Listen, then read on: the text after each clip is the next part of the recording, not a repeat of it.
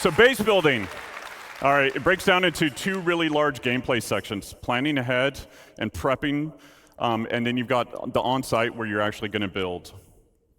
So with that, you need to figure out what your goal is. Is it to have a home with a nice view and relax? Is it to have a trading post where you want to create and sell items? Is it to gather resources available and move on to the next area? Or is it to be off-grid and be completely self-sufficient? So with that, with your prep and everything like that, we've got blueprints. So the recipes. Everything in the game is fabricated from a blueprint.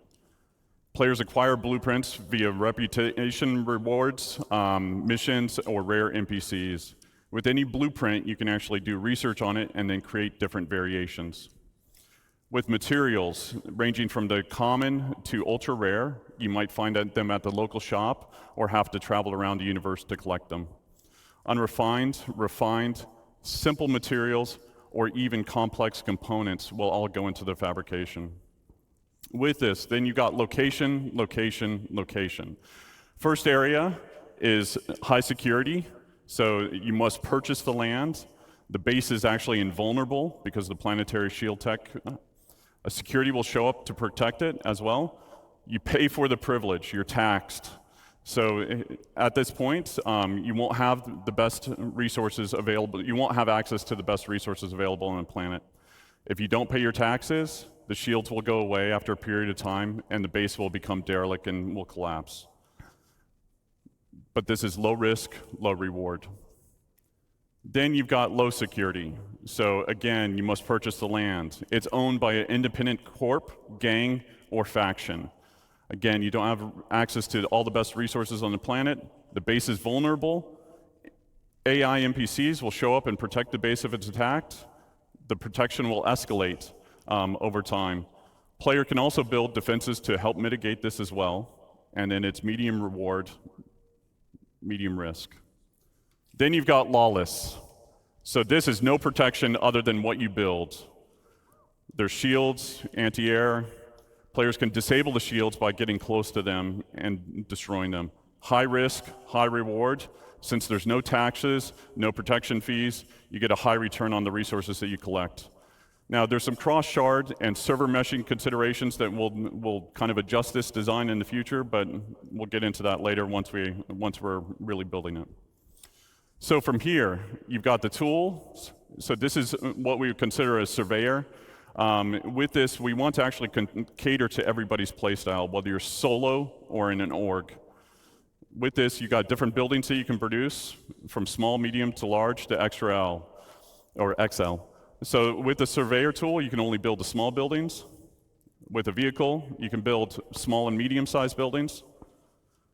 With the Galaxy, you can build small to large structures. And then obviously with the Pioneer, Pioneer can do it all. And it still works as a mobile base. And we'll talk about some of the more expanded features that we're adding to it in later on.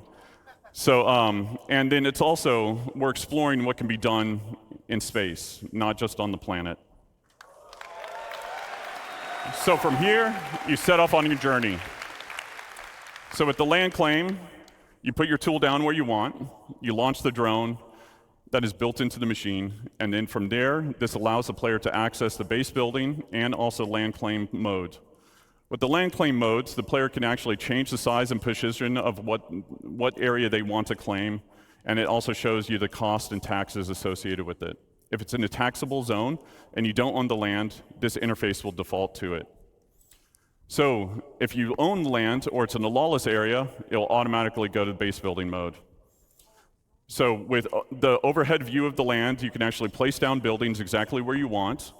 You can see the resources beneath the surface, and then you can also place multiple buildings before you actually build. So you can see how it will all kind of come together.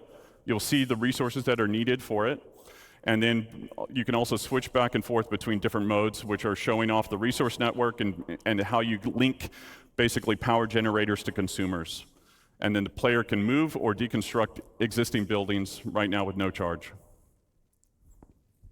Fabrication. So when you basically build these buildings. They don't come with any furnishings. And if you didn't bring any with you, then you want to build a fabricator. So depending on what you want to build, there's different sizes of them that support buildings from decorations, armor, weapons, components, and even ships.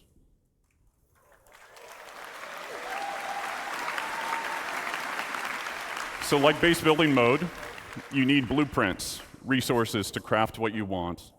Everything fabricated is produced from it produces a physicalized entity.